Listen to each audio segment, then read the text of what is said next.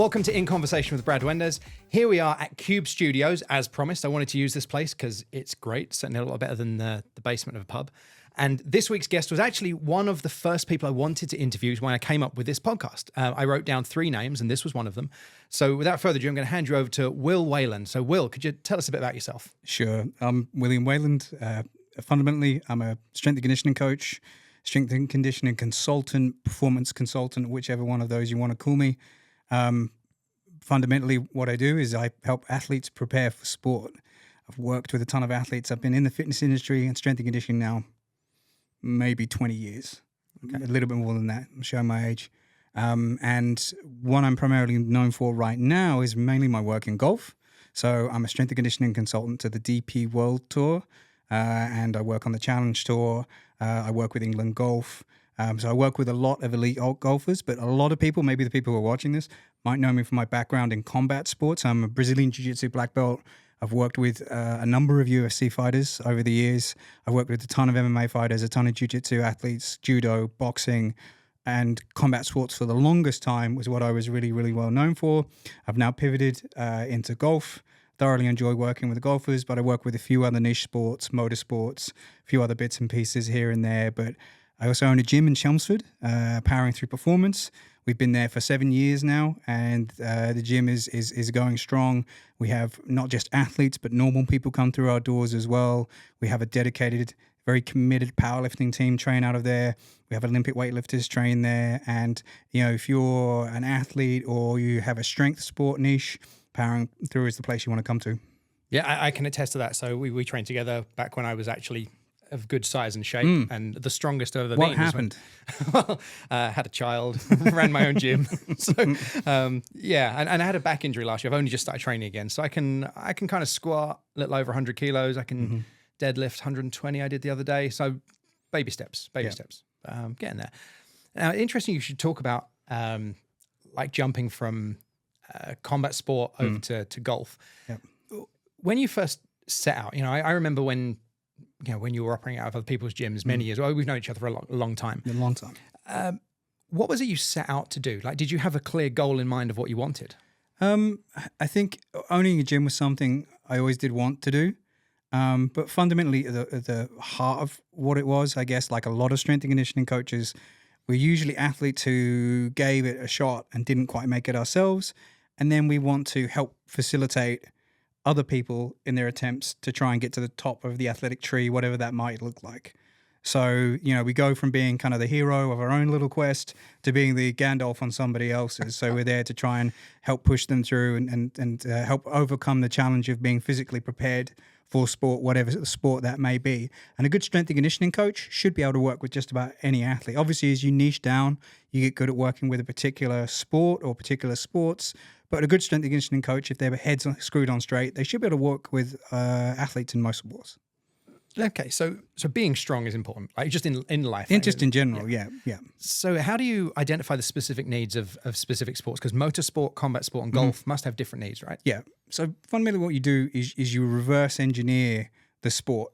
So you take a good long look at what the sport requires and then work backwards from that. So let's take golf as an easy example, okay? So for instance, pro golfers, what do they want to do? Hit the ball really far. No. What after they hit the ball really far, what's the next thing they want to do? To be accurate? Is to be accurate, but then what does being accurate get them? I don't know. They win events, yeah? Oh, and win events and win money. Yeah, and win prize money. Right, let's work backwards. So we know that winning money is the main reason people take up professional golf, right? Okay, we know that distance is correlated with prize money. So going from that distance, well, what influences that? Well, there's something called counter movement jump impulse, which is how much force we produce over time when we're jumping. Well, what are the physical qualities that make up that? Well, you have to be strong, you have to be explosive. So what we've done is just work backwards from I need to make prize money to how do I do that from a physical training standpoint? Yeah, so it's being smart when it comes to how do we reverse engineer. So that way we've gone from I need to win prize money. Well, to do that, I need to be able to hit it far and be fairly accurate. from that, it's like, well, how do I hit it far? I'm explosive. Or how do I become explosive? Well, I do training that meets that need. Does that make sense? Yeah. Yeah. So that's how we reverse engineer, and we can do that with any sport. You can do the same thing with MMA, for instance. So you can work backwards from that. Well, what is it we were trying to achieve in our MMA performance? Well, we want to, beat our opponent. Well, how can we beat our opponent? There are lots of ways to do that. What physical qualities then go in all the different ways that we can do that. So you work backwards like that. But if we go back far enough, it comes back to this key underpinning principle of being robust enough to tolerate the sport that you're trying to play. So you have to be physically robust. So when people say you need to be strong, that's a gross simplification. What they really mean most of the time is you need to be robust.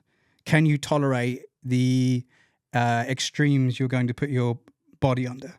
Yeah. And every human being really should be robust, because if you're not, your ability to tolerate extremes becomes very compromised. Something we see in older people, for instance, is because they aren't strong, because they lack this basic physical requirement of just having a decent level of strength, their ability to withstand extremes becomes extremely compromised. And over time, their range of capacity for doing anything becomes smaller and smaller and smaller, to the point where getting in and out of a chair becomes a daily struggle, right?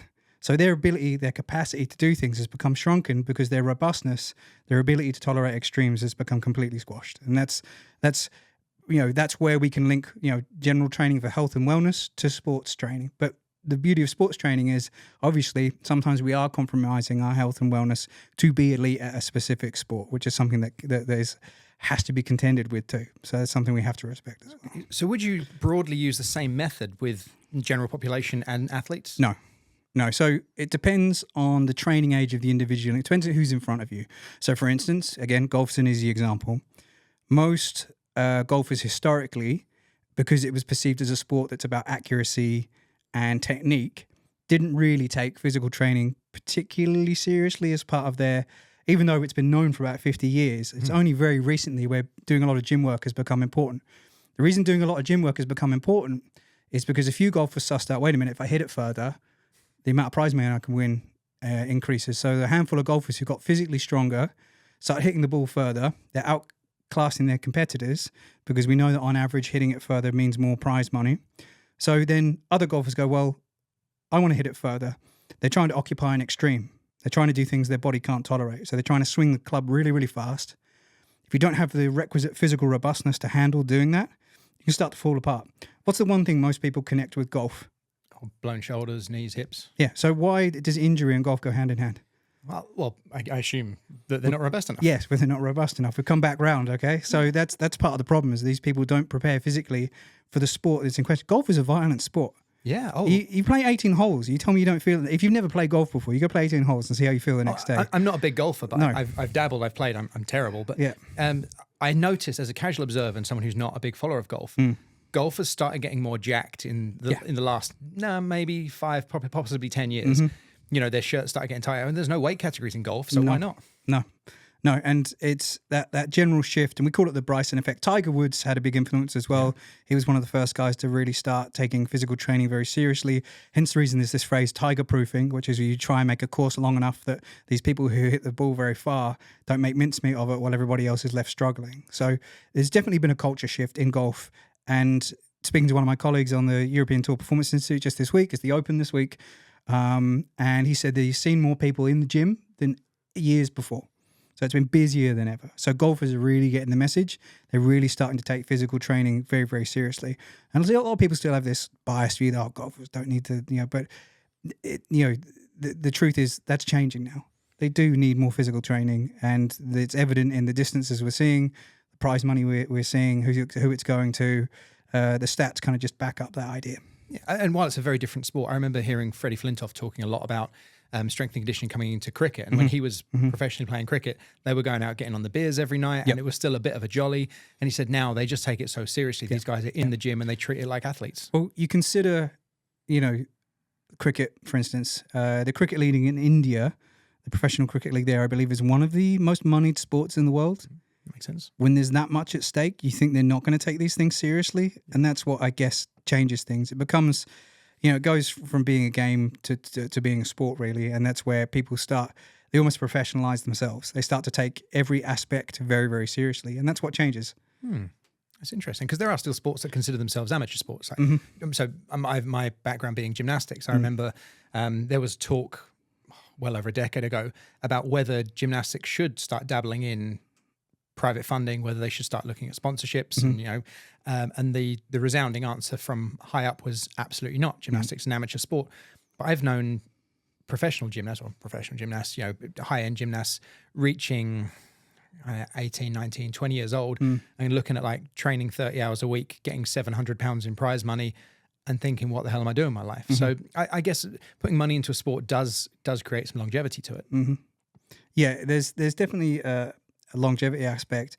There's a beauty to like amateurism in sport. And I guess a lot of people do harken back to those days. And I know one or two strength coaches even that have romantic views of like fully amateur sports. I know a coach that's very fond of GAA in Ireland because it's fully amateur. People just compete for the pride of their county. Yes, that's very romantic, but come back to my earlier point is that quite often elite sports performance and longevity do not go hand in hand. It is a risk trying to occupy an extreme of anything for a long time. Hence the reason, if you want to be I hate the phrase lifelong athlete, but if you want to be robust into your older years, try and have the capacity to do as many things kind of reasonably well as possible. Whereas if you try and occupy singular extremes for a long period of time, your body can't handle that. You know, that's the price you pay for hyper specialization. We see that in powerlifting, we see that in weightlifting. These guys with completely smashed up joints and tendon issues and stuff. And we've got a lot of youth powerlifters now in their 20s, late 20s, presenting with issues I've only ever seen in like older powerlifters well into their 40s. Yeah. Because these guys start specializing as teenagers and then they reach their mid to late 20s and already things are starting to break down because occupying extremes comes at a risk. And that's something people just need to keep in mind. So I'm able to continue training because I've only been an average athlete. Is that right? Yeah, that's pretty much what I'm saying. Yeah, is that no, it's by, and I'm serious here, is that, you kind of want to be good at everything. People are now, they've started, the fancy term is hybrid training, right? People are calling it hybrid training. I just call it training. So it means that you're trying to lift moderately heavy weights. You're also going for a run. You may be doing some jumps. You may be doing some throws. Sort of, you're a generalist. There's no shame in that. But because people historically, identity was so tied up in a particular fitness tribe, people would then target in on one thing, usually something that they naturally find that they're good at. They generally hone in on that, and that becomes their entire identity from a fitness perspective. But now hybrid training's come along, and people basically, they've given that label to someone who, I like doing deadlifts, but also I like going for a run. There's never been any problem with that. It's just that because people love a dichotomy, they like to occupy extremes of one thing or the other. The most damaging phrase I've ever heard, and it still annoys me to this day, it's a bit of a joke, but it's the whole cardio kills gains thing, which I'm sure people watch it. You've heard that, right? Yeah. Cardio. I've seen T-shirts with it on. What's jokes about cardio. Cardio's like 3 reps plus, isn't it? Yeah, something like that. So it's and that was probably some of the worst messaging that has ever been. And that's again a misinterpretation of the science. Going for a run, doing some zone 2 cardio. It's not going to destroy you. You're not going to, walk out at 100 kilos and come back from your run weighing 20 kilos less. Is there not some logic to that? If you're expending more calories, then it's going to be harder. Yeah. So there's going to be an energy, a seesaw, so to speak. So yes, you'll have to support all the activity you're trying to do, and your body has a limited capacity for recovery. So that's all in play. But what we realise is that the body's ability to adapt is greater than we sort of perhaps give it credit for. Oh yeah. People can endure all sorts of physical extremes, and maybe if you're doing some heavy weightlifting 2-3 days a week, some low and slow cardio 2 days a week probably isn't going to be the end of the world. Now, if you're trying to have it all and engaging in very high intensity running, lifting, kind of, I guess, CrossFit-ish. It is tough. It can become difficult to occupy trying to be good at too many things at once, and you end up kind of being bad at everything. Which I guess was kind of where I was going to go next is like, Are there benefits to, because what you described there sounds like CrossFit, High Rocks, those kind of things that are a bit popular at the moment. Are there benefits to that kind of training? Or? So, yeah, there will be some benefits to that type of training. But fundamentally, the problem occurs again when people are trying to occupy too many extremes at once. I like the saying that you can't ride two horses with only one ass. And that you know, if you want to get good at something, yes, you need to focus specifically on that thing. If you spread yourself very thinly, you're going to become sort of very average at everything. But that's where you weigh up where people can expend their efforts. So I like what's known generally as sort of a high-low approach to training. So you're either lifting with sort of high intensity, you know, maybe moderate frequency, very low volume, or you're doing something at very high volumes with very low intensity. And you never kind of meet in the middle. The problem happens for most people when they're trying to have high intensity at high volumes is when the wheels really start to fall off. Yeah. And that's what we kind of need to avoid with most people's training. And that's when people come unstuck a lot of the time. When injuries occur, when you know, from doing fitness activities is when people are trying to occupy both high intensity and high volume at the same time. Yeah. Because the body can't sustain those types of efforts regularly. So on a personal note, I managed to herniate 3 discs last year. Nice. And that was entirely stupidity on my part. I've been in and around the fitness industry for a lot of years. I like to think I'm moderately knowledgeable, and I've always looked after myself. And certainly when we were training together, I was really strong. Yes. Relatively strong. Yeah. So had a little girl, didn't train for about a year because, you know, Tash needed looking after, and having an infant in the house is, you know, time consuming. Yep. So I was like, right, I'm going to get back on it. So I went to the gym and I did some lifting. And I was lifting 60-70% of what I thought I should have done beforehand, which was probably too. I didn't do any work capacity stuff beforehand. No. I then did a couple of circuit training classes at the local gym. Yep. I then went back to my old gymnastic club and did a night which was just a bunch of us old folks showing off what we could do, which was intense with no warm up.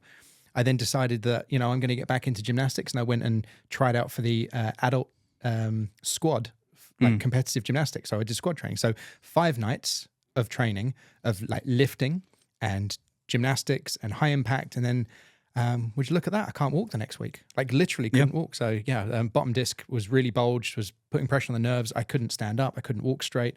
And now after, over 6 months of physio, I am now able to train again. Because I guess you didn't ease yourself into that, did you? At all. No, just stupidity. Just ego and stupidity. So what we're saying is Brad's ego was here, and his actual physical capacity was kind of there. Yeah. So yeah, that's a bit of a problem. It was a humbler, and now I'm back in it. I need to be very, very sensible. But I'm really pleased that I've gone from laying on the floor asking Tash to go and get morphine that I'd been prescribed because I couldn't stand up to okay, now I'm squatting and I'm deadlifting and you know, but the amount of money in kind of physio and you know, physical therapy for a year. There's a saying I like. It's that the sick man only wants one thing, whereas the well man wants many things. And when you're laid up like that, the only thing you want is not to feel like absolute crap. So, and that feeling of like, is this game over? Is this it? You know, going for an MRI and being told, oh yeah, you're borderline surgery here. We need to be really careful.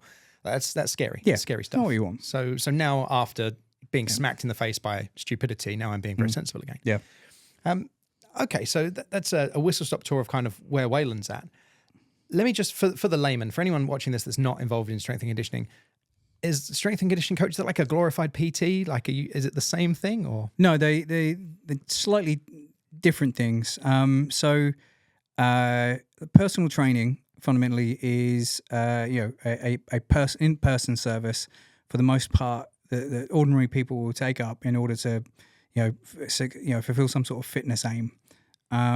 Generally, their aims are general. What do you think the most common thing most people want to go see a PT for? Oh, it's always going to be bigger muscles or fat loss, surely. Yeah.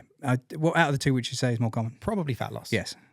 Most of the time, people want just to appear physically in better shape. That's why most people it's the reason they cite for going to see a PT. Now, strength and conditioning is preparing someone physically for the rigors of any sporting endeavor. Obviously, some of the principles that underpin both practices are very, very similar. However, with strength and conditioning, obviously it requires specialist knowledge. It will require specialist understanding, the ability to perform needs analysis when it comes to what a sport requires. And part of the problem is, much like you've cited, is that strength and conditioning has no real barrier to entry. So a personal trainer can say, hey, I'm a strength and conditioning coach. So it's not a protected title. It's not a protected title. People have argued that it should be. And don't get me wrong, you can perform accreditations and stuff that do get you certified as an S&C coach. Because look at it this way. If you wanted to work for an NGB team, so if you want to work for England, football or any Premiership football team, or you are going to need a degree, and usually in sports science to start with. Then you'll need an accreditation on top of that just to get your foot in the door. So a PT can say, hey, I'm a strength and conditioning coach. But the reality of that is, how do you quantify that? If you're working for a professional sports team, are you a strength and conditioning coach? Yeah, probably, because you're going to need to have to jump through certain hoops, mainly from an insurance standpoint. Yeah. However, there are a lot of people who call themselves strength and conditioning coaches that often haven't worked with sports teams, probably haven't even really worked with athletes. It's just that what we saw was, do you remember fitness instructors? Yeah. Are there any fitness instructors anymore? It's not a term people use, is it? No. So if you want a fitness instructor, what you'd strive to be would be a personal trainer, right? Mm-hmm. And what happened was, personal training become kind of dull as well. It's not very sexy anymore. It used to be a prestigious thing. People would be proud of the fact that I can afford a personal trainer. It used to become a symbol of affluence. Yep. I can afford a personal trainer. Now personal trainers are everywhere. Strength and conditioning coaches, similar type of path. People will start differentiating themselves. I'm a strength and conditioning coach. I'm a strength and conditioning coach. And, there are people who do like level 4 cert in strength and conditioning, for instance. They might not have a degree, they might not have an accreditation, but they've got a level 4 certificate in strength and conditioning. Does that make them strength and conditioning coach? Well, if they were to apply for a job with an NGB, they probably wouldn't want them because it's like, well, you don't have the right stuff. And this is what I advise people ask me, I want to be an S&C coach. They require a minimum to get your foot in the door, and you need that. You also need it from an insurance standpoint as well. So, So what you require is specialist knowledge, ability to communicate and understand athletes, and then obviously theoretical scientific background that can help back all that up as well.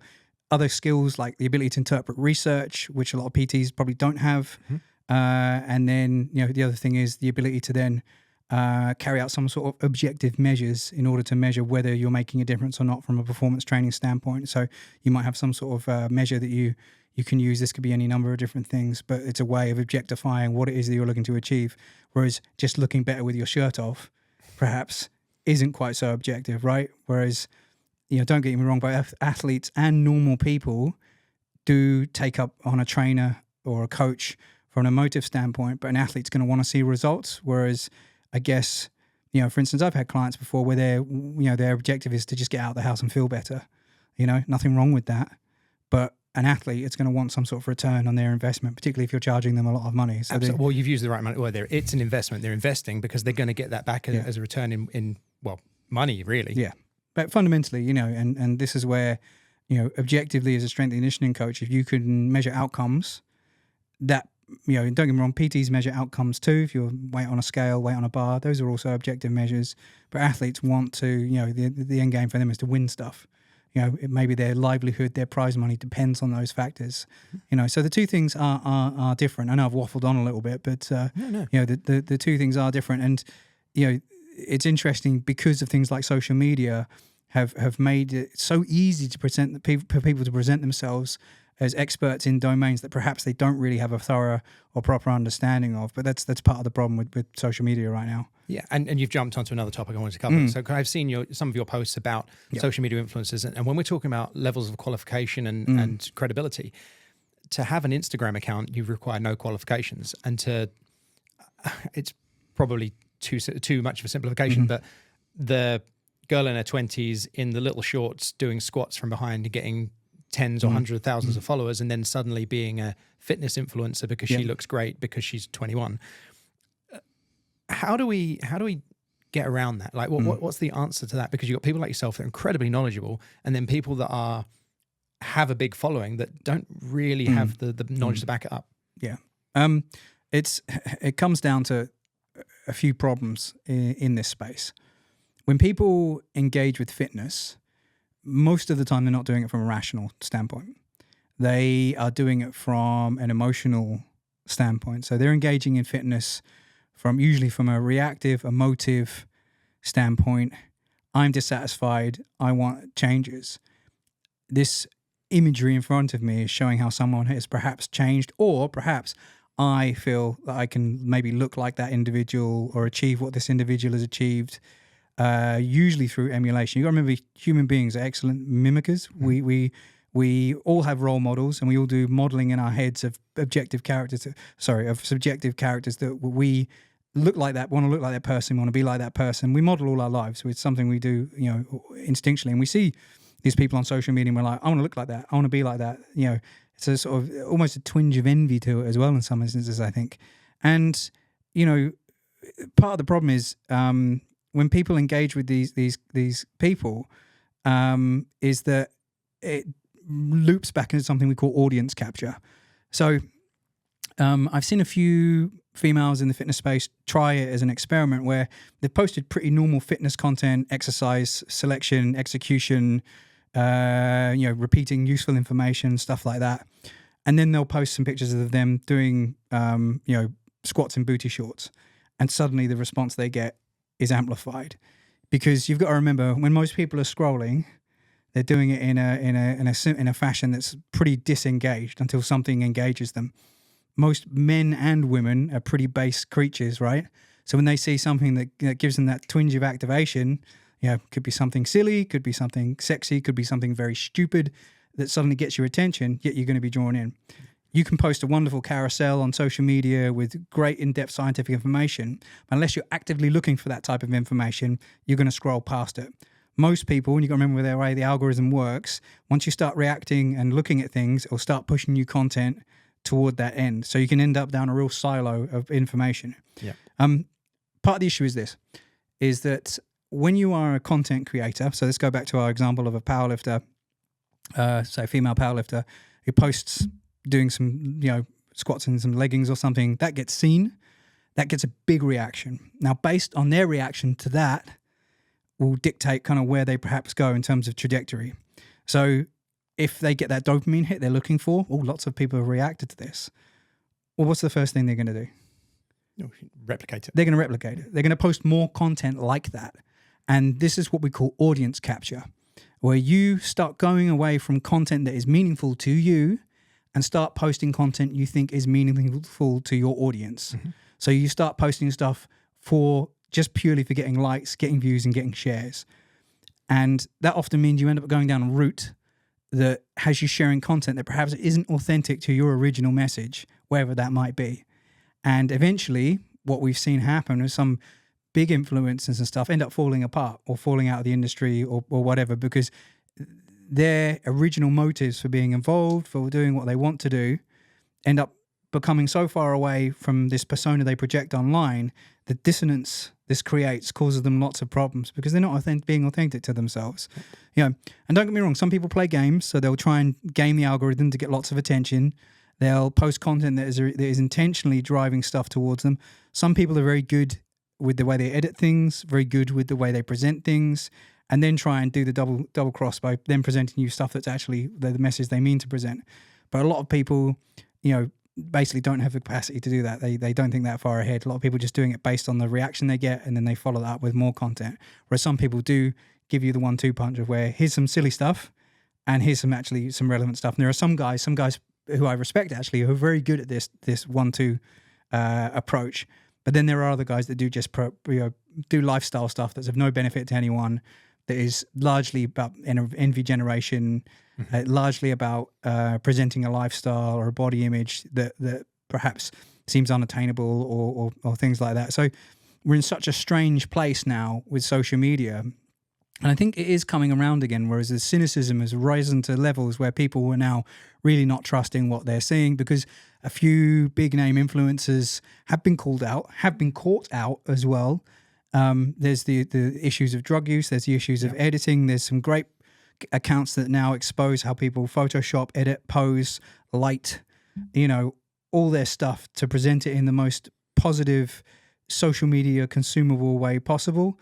Other people have been called out for their drug use. Other people have been called out for either sort of faking their lifts, all sorts of things, or faking stuff, and yeah, like there is a level of accountability, But then there's people who engage in absurdity as well for lots of views. There are some well-known trainers who perform like really silly, crazy exercises regularly, purely to garner attention. Olympic lifts on balance boards and things. Yeah, things like, it could be I've seen so much different stuff. It could be anything, but it's all for audience capture's sake. Yeah. And there are some people who have built massive followings, and I'm sure have made an enormous amount of money from this engagement bait stuff. It doesn't just happen in politics. It doesn't just happen in other stuff. It happens in the fitness industry, and I stated this on Twitter recently, is that some of the best coaches I respect and learn from either have small or no followings. And people are like, well, I've never heard of that person. I was like, well, you wouldn't have, because they're actually busy doing the job of coaching. Because when you do have a full-time job, and this is something we remarked on with podcasting, people have this as a full-time job. It's all they do. Some people have social media as a full-time job.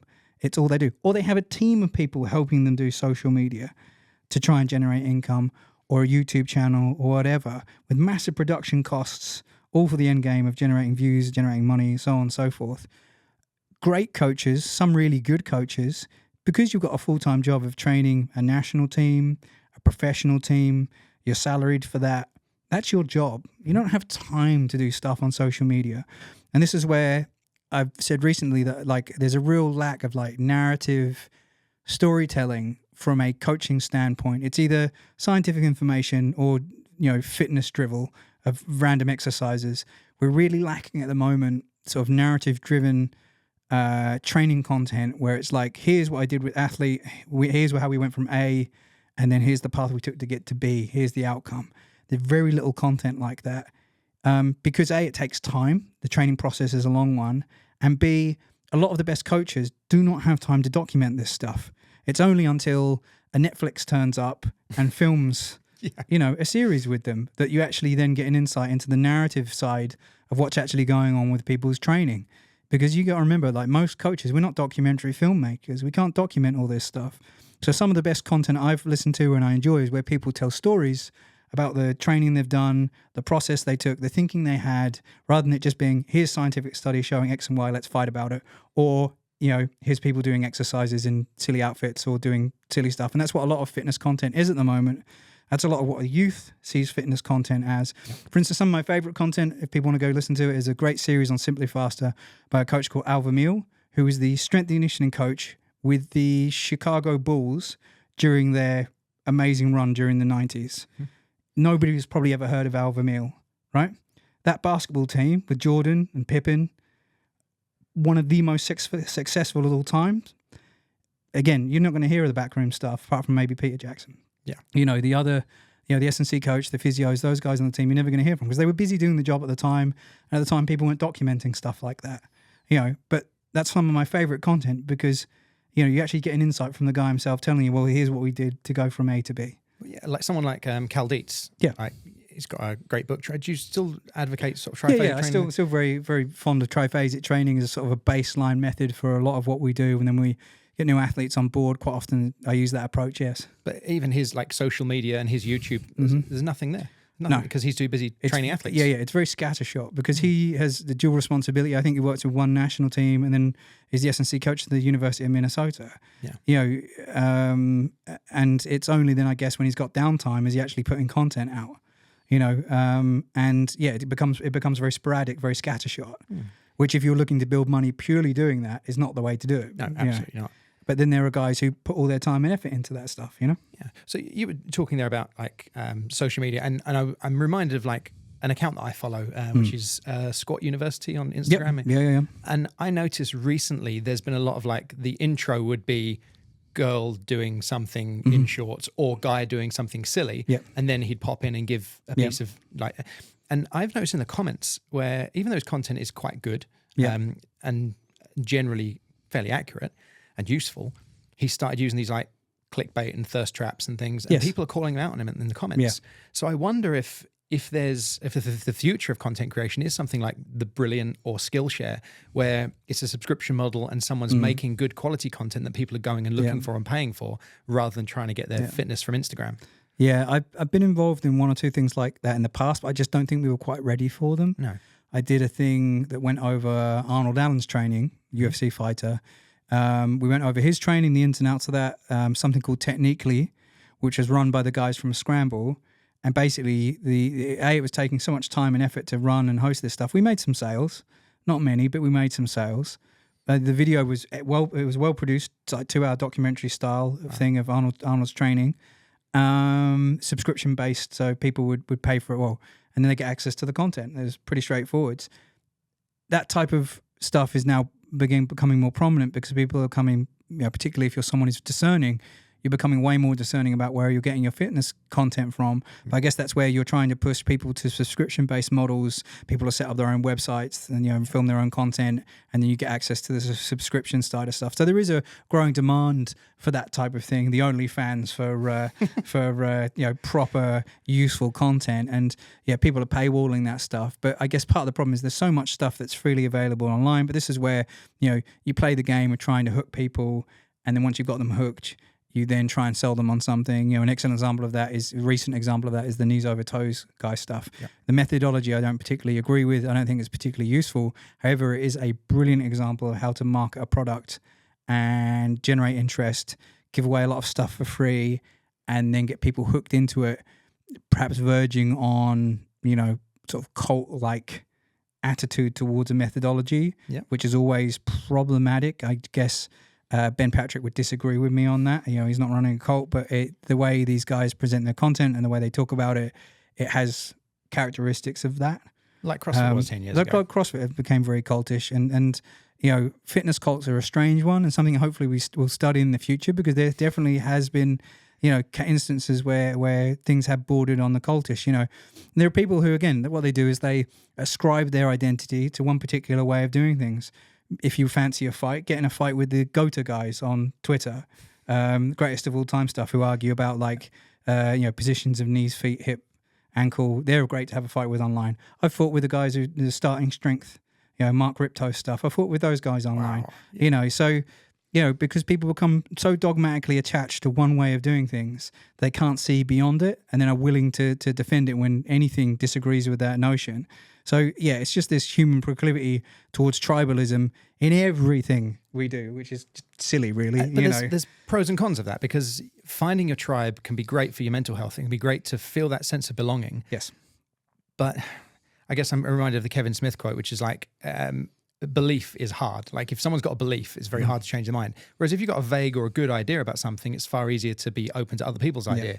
But belief, whether that be, the obvious one being religion, or a belief in a training methodology. So if someone tells you that's not the best way, or there are other ways, you're going to fight that to your death, because you firmly believe that what you're doing is right and the best way. I know that, but tribalism is, it's ingrained in us, isn't it? We want to be part of something. Yeah. Which I guess brings me on to, William Wayland and the powering through method, without giving away the secret sauce. Yeah, no. What is it that you kind of, what's your foundations? If you want kind of nuts and bolts of what it is that I do in my approach, I talk about robustness an awful lot and how that's a cornerstone of what we do. Well, what does that look like? Well, it's the ability to have express the basic movement patterns in a way that works for whatever it is that you're trying to achieve. But if you want me to get down into the nitty-gritty of what lifts we prefer, what things we like to do, I can do that. But fundamentally, it's can you perform the basic movement patterns well? Can you squat, push, pull, hinge, carry? Can you do those things? And then we have regressions and progressions for those things. So if we were going to, have something for squat, like we'd progress someone from, bodyweight squat, kettlebell or goblet squat, and then usually sort of front squat, back squat. We might even just stop at front squat. Push, it could be as simple as overhead press, push up, push press, bench press, and then row, similar type of thing, or pull, which is a row type movement. That could be pull ups, chin ups, that type of stuff. Hinge could be Olympic lifts. It could be Romanian deadlift, that type of thing, and then carry, anything from core bracing to core rotation, to loaded carries, that type of stuff. Very Dan John style in my approach when it comes to these things. And then what we do is we've got our exercise selection. Great. Right now we need to figure out how we can load those. Well, it starts out Something you skipped out on was just that lack of general physical preparation. So we have a GPP model that we use that basically builds up your general fitness, strength, endurance, what people a long time ago used to call like the anatomical adaptation phases. If you dig out the old textbooks, anatomical adaptation phases, a variety of movements as well, and a variety of movement expressions.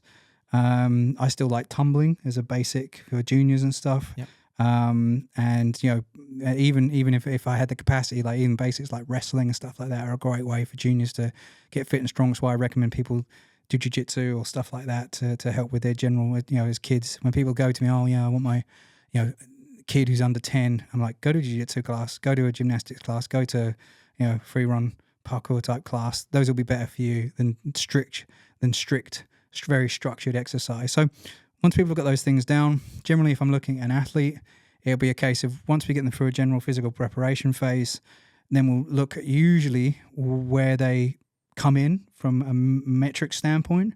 So what we'll do is we'll assess them. We'll look at their explosivity, look at their basic strength levels. We'll use things like isometric mid-thigh pull, counter movement jump impulse. So we run this type of assessment.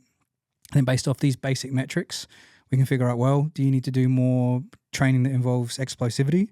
Do you need to do training that requires more strength?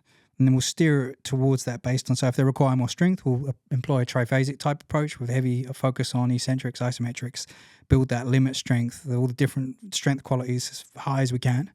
And then if they require something more explosive, we'll do more jump training, plyometric-oriented work. And then sometimes it's a merger of the two things, depending on where they sit. And then the other question is, we'll talk to coach, we'll talk to them, are they too small?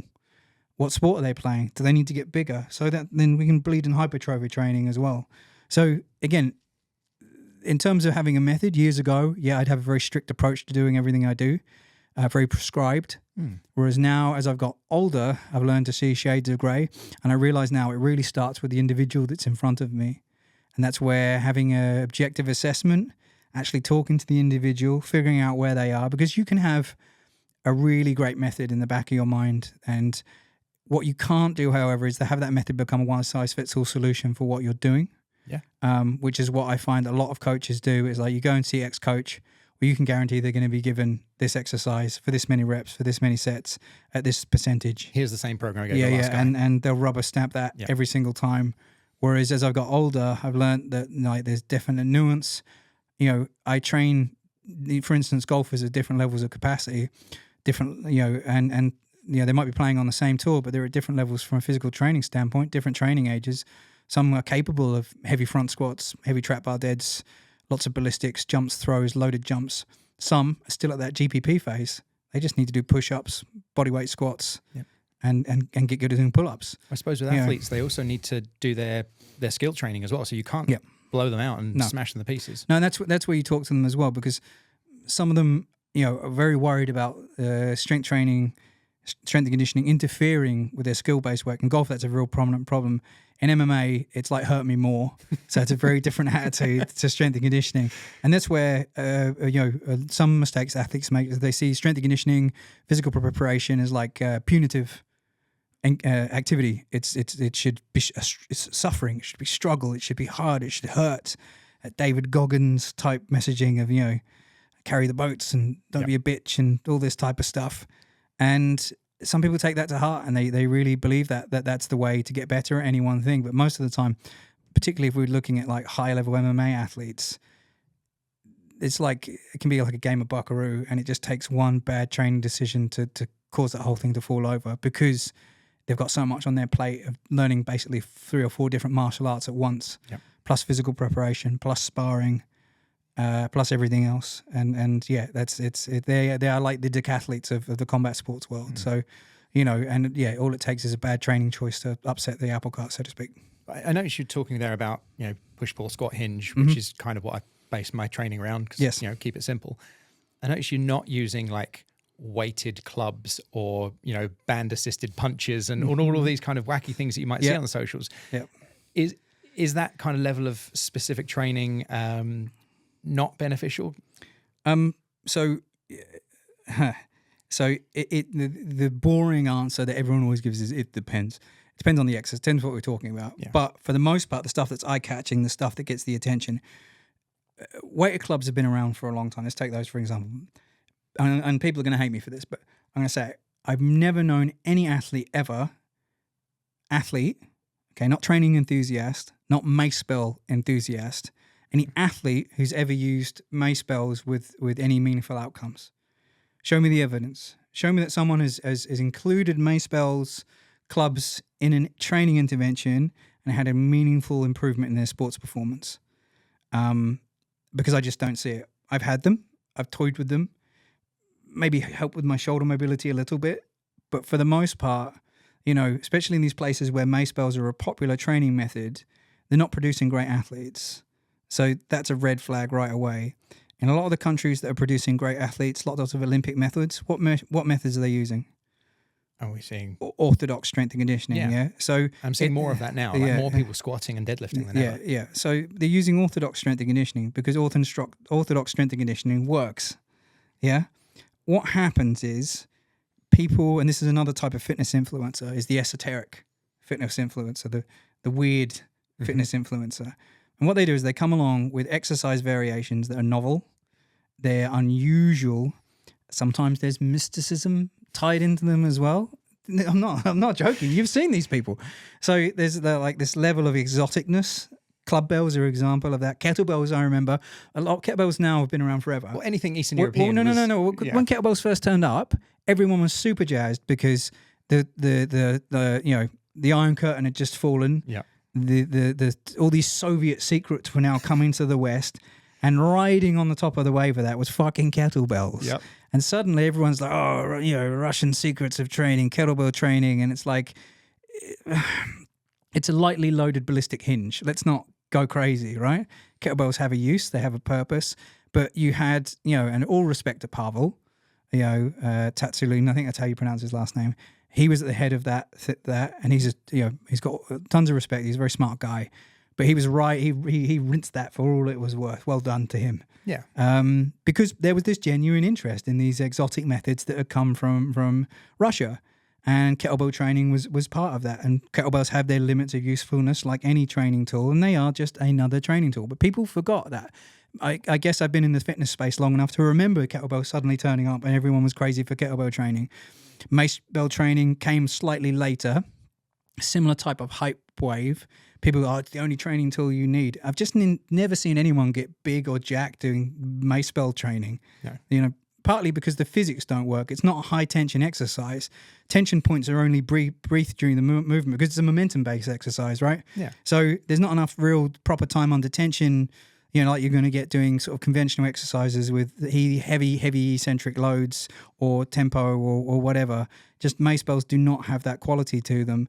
It's fun. There's nothing wrong with that. Looks cool on the ground. It looks cool. You're having fun. You're exploring movement. Again, nothing wrong with those things. It's just, people will again identify with methods of training, tools. Another one is like, Reformer Pilates. Nobody has ever built meaningful athletic performance using Reformer Pilates. I'm sorry. And I saw a thing recently of some golfers doing some golf-specific Reformer Pilates. There's no meaningful loading, no meaningful movement. How'd you do golf-specific Pilates? I don't know. If you can find the video, you can chuck it on top of this. I'll find it for you so you can post on top of it. But nobody is getting meaningful athletic performance from Reformer Pilates. You might feel better. That has value. Subjectively, you might feel better from doing it. That may, in some instances, for some athletes, even have a performance-enhancing effect. But for the most part, there are lots of tools and things that just do not move the needle in terms of sports performance. And this also goes for sports-specific exercise. Good example, for instance, golf. We see an awful lot of golf fitness-based exercises, quite often underloaded, unstable, or just not meaningfully checking any boxes from any of the elements that go into golf performance. We see people performing golf type swings with, even kettlebells, cable equipment. And part of the problem with that is that quite often, the fast is too slow and the slow is too fast. So, when you swing a golf club, you know how fast you're swinging it. That's 100 plus miles per hour on contact with the ball. When you're doing a cable chop, you're not swinging at 100 miles an hour. I can tell you that now. It's far too slow. It's teaching the nervous system to do things slowly. And then you got the other end of the spectrum is like, well, if you are going to train the body in a meaningful fashion that's very stimulating for the nervous system, stimulating to the musculoskeletal system, you're either going to go very, very heavy or very, very light and do things very, very fast. That middle ground in the middle, where a lot of sport-specific exercise sit, are a wash of qualities that we don't really want to train. So you just end up doing things sort of slowly in a mediocre fashion, which is the problem with a lot of sport-specific training. Yeah. Or it adds constraints that have very little relevance to the actual sport. So I've seen examples of drills of like, good one, if you fancy a good laugh. I thought golf fitness was bad. Look up tennis fitness. It might be just as bad. Also, surf fitness is also another good one to look up as well. But tennis fitness, we see guys with racket in hand doing hurdles or doing ladders with a racket in their hands. Have you ever watched tennis? People do not move like that. They don't cut like that. They definitely don't jump hurdles like that with a tennis racket in their hands. So it's just people appealing to people's biases that their specific physical training for any given sport requires a specific element. And yeah, there are people willing to exploit that sense of uncertainty when it comes to physical preparation. Because again, most people, A, like to think they're elite, and B, just don't understand orthodox strength and conditioning well enough to make a formal judgment about whether it's going to be useful for them. Because we preach the message for so long, so hard, that people need to exercise and do strength training and stuff like that for sport. But still, there's this biases that, well, if I'm preparing for tennis, it needs to be tennis specific. If I'm preparing for golf, it needs to be golf specific. I'm preparing for boxing, it needs to be boxing specific. Whereas most people need a far more rudimentary, fundamental approach to their physical preparation. Once they have that foundation of robustness, then you can start to play at the periphery. And something we say quite often is that like 80% of your training, if you look at a Pareto distribution, 80% of your training should probably be pretty bread and butter. Then you can play with that 20%. Maybe include some sport-specific movements. I like things like med ball throws. We'll sometimes do some special exercises with bands and stuff that train particular parts of the body in order to prepare them for sport-specific movements. But again, that makes up such a small fraction of what we do. For instance, I train European long drive champion Luke Curtis, and I post a lot of his training content online. If you actually go through it, look back across it, about 80-90% of it is heavy lifting, a lot of jumping, a lot of med ball throws. Maybe 5% or less is speed swings, where we actually take a lightened club and focus on specifically targeting maximum swing speed. But people think we're probably doing all sorts of, or that is what makes up most of what we're doing, which just isn't true. To get attention online, squat, hinge, push, pull doesn't look very sexy. Very boring. Yeah. I mean, it works. It's my favorite way of training, but it's not very sexy. And that's part of the problem, is that fundamentally most training is not very interesting, which is why I don't know how powerlifters manage to do it quite well, but they manage to make what is incredibly boring training, particularly some of these powerlifters that dabble as influencers. They make what is otherwise extremely boring seem kind of interesting. Good lighting, angles, good edits. They make it all seem very... And some of the powerlifters at our place do a really wonderful job of editing their videos and actually making what is fundamentally pretty boring training seem kind of interesting. Well, I remember years ago when we were playing with Doug Hepburn method, and oh my God, it's like the lifting equivalent of grinding in a video game. Yeah. Just 8 sets of 2, add a rep next day. 8 sets of 3. Yeah, I was like, oh my God, and then put the weight up and then go. And do that week on week. And it worked. I added in one round of that. I think I added 10% to all of my lifts, but I was so bored training, absolutely out of my mind bored. Yeah, and this is the thing people don't tell you, and I guess a lot of these fitness influencers are guilty of is they don't tell you how monotonous good training usually is.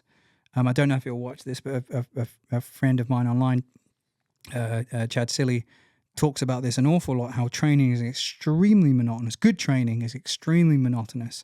However, because we're so dopamine-addled and we need constant novelty, people are thinking of 1,001 ways to perform exercises with tiny, nuanced little differences. And largely it's because people are trying to stand out. Yeah. Yeah, like the Squat University guy using that clickbait at the beginning and then having quality content Oh, afterwards. he knows exactly what he's doing. Yeah, absolutely. You know? But the fact that people are calling him out as a negative is quite interesting. It's because people have become aware that they're being manipulated fundamentally. Yeah. And once people figure out the game that's being played, people don't like being coerced, especially once they know it's happening to them. So yes, if you're using baity stuff, you got to remember, for everyone that comments, there are probably 10 people not commenting, just liking it. Yeah. You know? Ooh, yeah. Basically, that's that's that picture of that monkey neuronal activation. So it's like, that's it. It's how it works. Okay. On the topic of robustness, because we've spoken about that as like a running theme, and that seems to be certainly in your mind what needs to be trained. Training people to be robust, to whether it be survive the rigors of modern life or just life, or the physical rigors of the sport they're in, to be and to last, as the old saying goes. What about like psychological robustness? You mentioned when you're talking about young athletes, like getting them to do things like tumbling and getting them to do basic wrestling or BJJ. And certainly in my world, I see a lot of young people now, whether it's an offshoot of lockdowns and COVID and things, or whether it's because I don't know, the world is a lot softer than it used to be. I see a lot of need for training of robustness and willing to put themselves into uncomfortable positions, because we have instant gratification via social media or what have you. Back when we were kids, if you wanted to learn something, you'd have to go to the library and get a book and put some effort in. Now it's there immediately on your hand. So do you think there's any benefit of looking into that as a specific training method, or do you think the kind of training you do builds that resilience? I think exercise as a means to build mental toughness is extremely flawed. And the idea of before you know it, you're one of those kids, you're a fully grown adult with adult money, spending $10,000 to go to some camp to stand with a bunch of other guys who are making you do ice baths and then shouting at you for the weekend. I'm glad you brought up the ice baths, because I was going to ask about that. That's the new Ido portal. That's the new kettlebells. Because these guys think it will make them a man or make them harder or tougher. And this is the thing. You build mental toughness by taking on tasks you perceive as difficult and succeeding in spite of them. Because that then reinforces back to you that you are capable of doing these things, and winning out. And the problem is, I guess, is what we see now is that people see difficulty or, adversity, and their instinct is to move away from it, not towards it. Obviously, you've got to be able to sensibly assess the level of risk involved in taking on whatever it may be. But it should always be what we call bounded risk, right? So, there's a chance of failure, but at the same time, the upsides of doing it, and this is where, obviously, people who, are setting up schemes and things to try and help people mental toughness, they think that just having people suffer for a weekend is going to somehow fix a lot of people's mental health issues or lack of confidence or their anxiety or whatever. Unfortunately, it doesn't work that way, which is why when you get coaches put athletes through extra conditioning drills, and they're like, oh, this is going to make them tougher, this is going to make them, and we see this a lot in combat sports, we see it a lot in team sports in the States, that doing a Navy SEALs week or whatever will help the athletes be tougher. A lot of the time it doesn't work that way, because all you're doing is proving their ability to survive suffering, which is not the same as overcoming an adversity. No. Surviving suffering is a state of survival. It's not striving. There are two different things. What you want people to do is take on adversity, overcome difficulty, and then once they've done that, they can then take on ever increasingly difficult tasks. That's how that ladder or that step up system should work.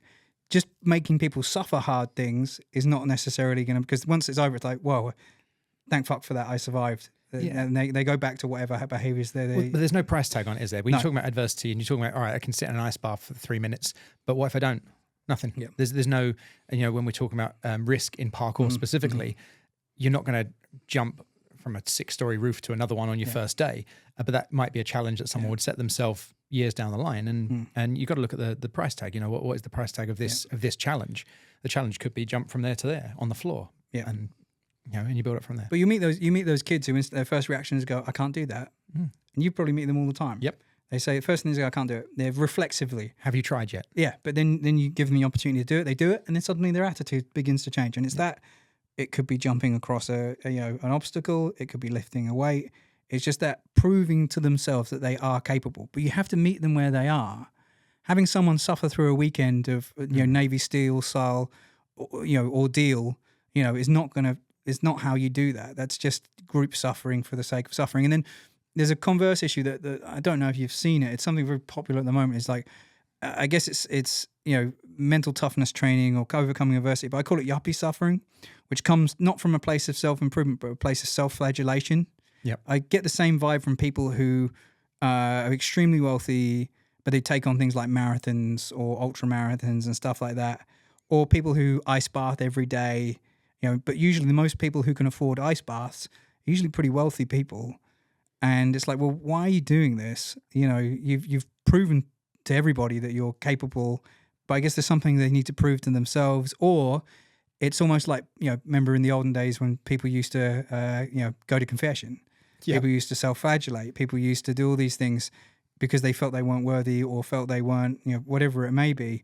And there's this tinge of sort of modern suffering. It's like, well, I'm successful, I'm well-to-do, I'll ice bath every morning because, I need to overcome something difficult. And I guess it's where you're that window of what difficulty and struggle is, because there are people actively trying to get away from being cold.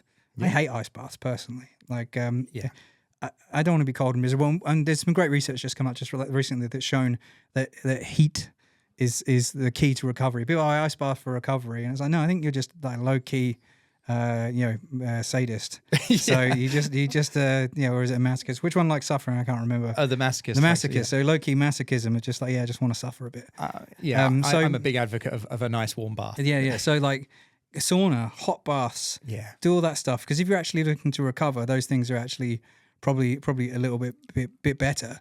But yeah, back to your previous point, like obviously there are cases where we need that objective,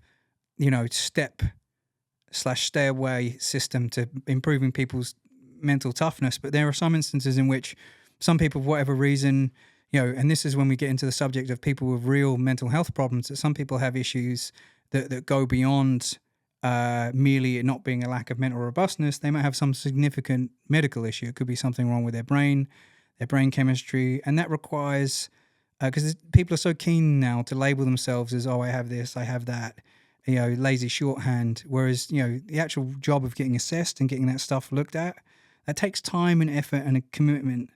And, this is where, the mental health discourse is, tricky right now, is because we're more aware of it than ever, but then the risk of people self-diagnosing, self-diagnosing and wanting to almost, again, it comes from the sense of belonging, right? Like I have a label now. Yep. That puts me in a category that perhaps makes me feel better about my behavior. Whereas meaningful psychological assessment, intervention, medication, that's a big commitment, and that has to be respected as well. And, there's also a willingness, I guess, to misdiagnose. There's a willingness to label. So it's, at the moment, the whole situation around mental health, men's mental health, is very mixed up. It's very awkward. And, the fact there's discourse around it now, people are willing to talk openly about this stuff, is very important. Yeah. Youth mental health as well. And obviously, because I do harken back to the idea that, obviously if you grow up, in adversity, yes, that's going to make you mentally tougher, but it also breaks a lot of people. Yeah. People forget that, some people just lack the requisite, fortitude, because even mentally the toughest person, you can put them under the right circumstances and they can break down. Yeah. It happens to people, happens to kids, it happens to adults. And, as tough as some of these guys make themselves out to be, some of these, men's health or men's toughness sort of advocates, these people online who talk about, depression not being real or anxiety just being something to get over, and these people exist. And it is, I can see why a narrative like that has popped up, because there are people who, their fragility has become a real problem, in that, perhaps anxious parents have raised a generation of fragile children. Yeah. It's hard to say how much it's of one or the other. I'm a big proponent of the biology loads the gun, the environment pulls the trigger. So, there are innate biological factors when it comes to people's mental health. then obviously all it takes is a sort of correct environmental setup, a lot of hardship, for instance, as an adult or a child, and that can be enough to push you over the edge. I think it's an interesting discussion that needs to be sort of, that we're still figuring out an awful lot of stuff, because psychology is one of the youngest fields. It's also got a massive replication problem in that a lot of research had difficulty being replicated. Yep. And yeah, I think a lot of some of the older stuff in the field actually seems to come back round again and end up being some of the truest stuff. So we talked earlier about narrative and the importance for personal narrative. And, you could say that a lot of the problem is that people aren't anxious, they aren't depressed, perhaps they just lack real meaning in their lives. And historically, that was found, perhaps in religion, community, culture, a sense of belonging to a group. I guess modern society has now atomized us an awful lot. We don't have that anymore. Absolutely. And well, maybe we need to take a look at that. Maybe it's not people with these particular mental health problems. It's like, well, what's at the core of that? Why do people don't feel like they belong? Why do people feel like they're lost? Why do people feel like they don't have any meaning in their lives? And go back to because again, it's, it's all very interwoven, and we need to look perhaps at from a holistic standpoint rather than an individualistic standpoint, which is where we are with a lot of mental health discourse. Is it's people trying to figure out what's wrong with them. Yep. Whereas perhaps people need to look at the larger environment as, what was lacking? Is it the fact that I don't belong to a group? Perhaps, if I do stuff that is outside of me, because there's some good research now showing that things like mindfulness training, things like self-awareness can actually be problematic in some instances, because people basically doing too much inward gazing and not enough looking out at the rest of the world that's around them, because we're not far removed from just being hairless apes. We're not supposed to take this pressure. Well, no, exactly, and there's I think there's an envy for and I find that it's funny. You talk to a lot of people who have it very well, who have it very good, are affluent. And a lot of time they yearn for like a very simplistic lifestyle. Something we perhaps had in some sort of ideal in their minds like 200, 300, 400 years ago. Yeah. And they forget, how much hardship, society's gone through to get to the point that we are now. And I just find that stuff very interesting. A lot of people want to escape to the country. They do this and that, and it's just, I think it's all very, very interesting. As you say, wealthy people going camping or having ice baths or putting artificial adversity into their lives. Exactly. Just injecting difficulty, because fundamentally people need a sense of meaning. They need a sense of victory and overcoming, difficulty. And it does stem a lot from that. And I think, humans struggle when we don't have a sense of sort of progression or moving forwards. And some people find that in the gym, that's ever increasing, weight on the bar, could be at jiu-jitsu, could be whatever it is. But people do need some sort of adversity imposed either, personally on themselves, or, sometimes that comes from without. So they have to overcome sort of lifestyle obstacles or whatever it may be. And it does tie back to, I guess when you've kind of got everything, that becomes a real problem, particularly if a lot of comfort in your life. And a lot of people are still very desperately unhappy, and that's where I think gratitude plays a big role in that as well. And obviously with adults, that's perhaps a more important lesson, because children don't really understand the concept of gratitude, at least not until later. No. Because when they're presented with things, I think they assume that's the way it is for everybody, right? Yeah.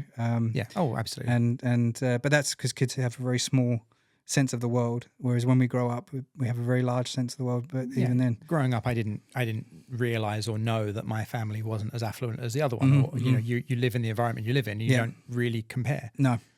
Okay. I mean, getting towards the end of our time here, but we could talk all day. But where can people find out more about William Wayland, Powering Through? Like, where can we find you online? Yeah, sure. So we have a website which is powering-through.com.